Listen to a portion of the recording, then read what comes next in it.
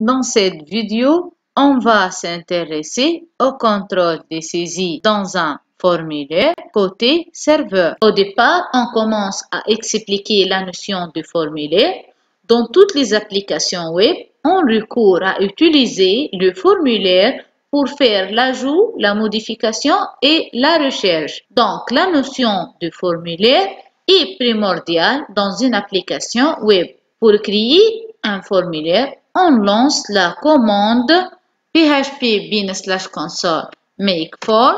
Lors de sa création, vous aurez le choix soit de créer un formulaire indépendant de l'entité, soit de créer un formulaire lié à une entité. De ma part, j'ai choisi un formulaire qui pointe vers l'entité student, qui contient deux champs, numéro d'inscription et email.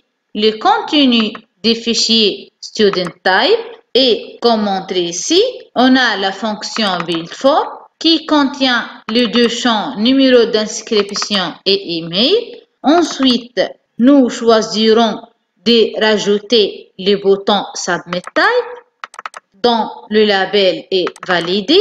On peut aussi l'ajouter dans le contrôleur ou dans le fichier tweak. Maintenant, au niveau du contrôleur, nous initialisons la création du formulaire avec $this create form, la fonction create form de l'abstract controller qui prend en paramètre le student type et $student et on utilise la fonction createView qui permet de construire notre formulaire pour le twig. Au niveau du fichier twig, nous affichons le formulaire en utilisant la méthode form de twig, entre parenthèses, nom du formulaire, dans notre cas, forme A.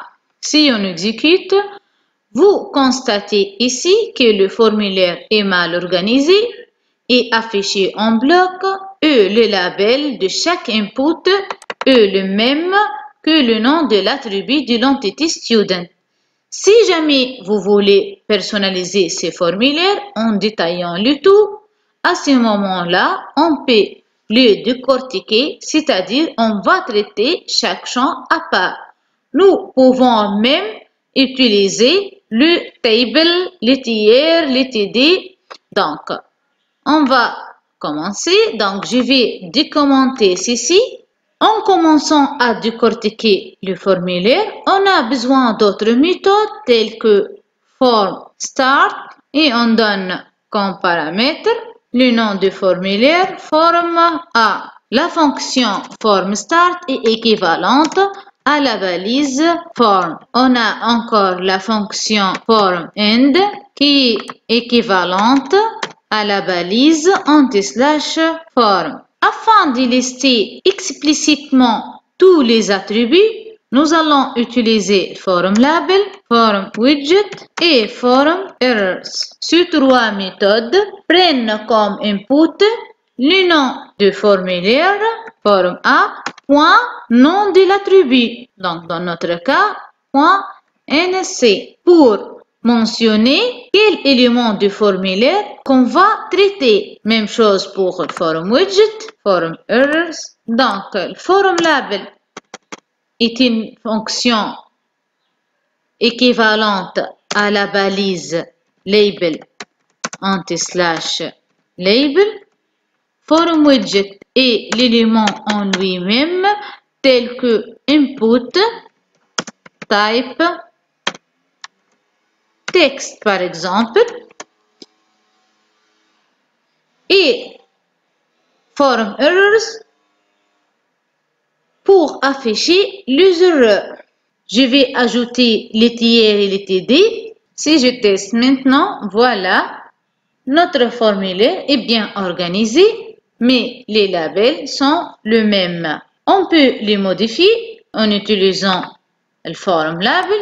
Donc, vous voyez ici, lorsque je laisse vide, elle va garder le nom de l'attribut par défaut. Sinon, si je passe comme deuxième argument une chaîne de caractères, par exemple, numéro d'inscription et pour l'email, votre email.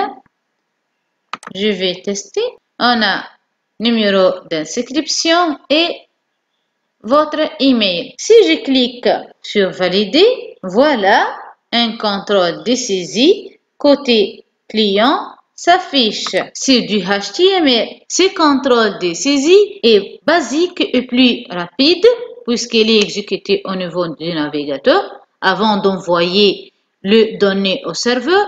Vu qu'on travaille sur la validation côté serveur, il faut désactiver la validation HTML5 côté client. Pour ce faire, nous devons ajouter à notre formulaire au niveau du form start l'attribut noValidate avec une valeur noValidate. Maintenant, si je teste ça, et voilà, le contrôle de saisie côté HTML5 ne plus exécuté. Une erreur se produit car le numéro d'inscription est un champ obligatoire puisqu'il est une clé primaire. Vous ne pouvez pas les laisser vides. Il faut valider les données avant de le mettre dans la base de données.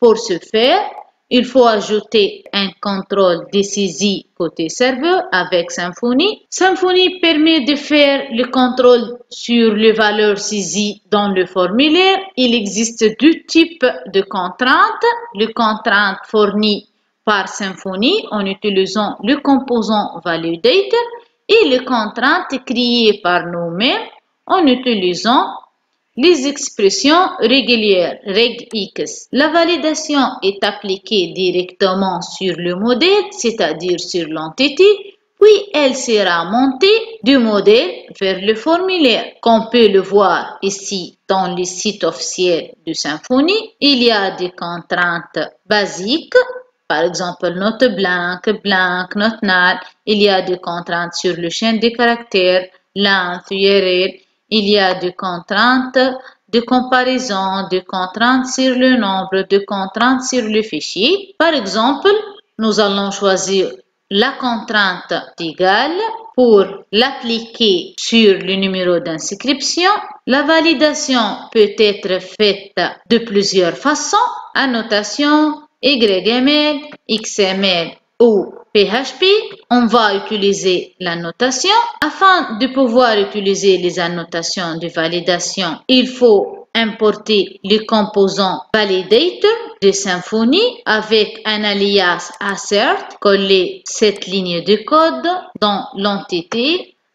Maintenant, donc on va copier-coller cette contrainte juste au-dessus de l'attribut numéro d'inscription. Ici, on va changer la contrainte, not equal to 80. Un numéro d'inscription 80 ne sera pas accepté.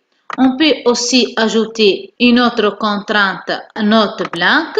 Il suffit de copier-coller, @assert, note blank. Maintenant, pour le champ email, on va tester la contrainte length, @assert min 4 caractères et max, par exemple, 20 caractères.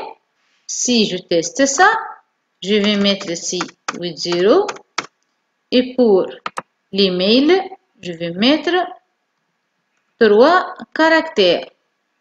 Si je clique sur valider, rien ne se passe. Le 80 et les 3 caractères sont bien insérés dans la base de données. Donc, il faut ajouter la méthode isValid au niveau du contrôleur. Ici, dans la condition $form is submitted, il faut ajouter and $form is valid pour déclencher le processus de validation. Maintenant, si je mets 80 champ email avec longueur 3 caractères et je clique sur valider et voilà le contrôle de saisie côté serveur est fonctionné. On peut tester avec d'autres valeurs. Maintenant, je vais garder numéro d'inscription vide et pour l'email qui contient plusieurs caractères. Valider. Donc, on a this value should not be blank. Donc, on a terminé. Vous trouvez le code source de ce projet dans le lien suivant.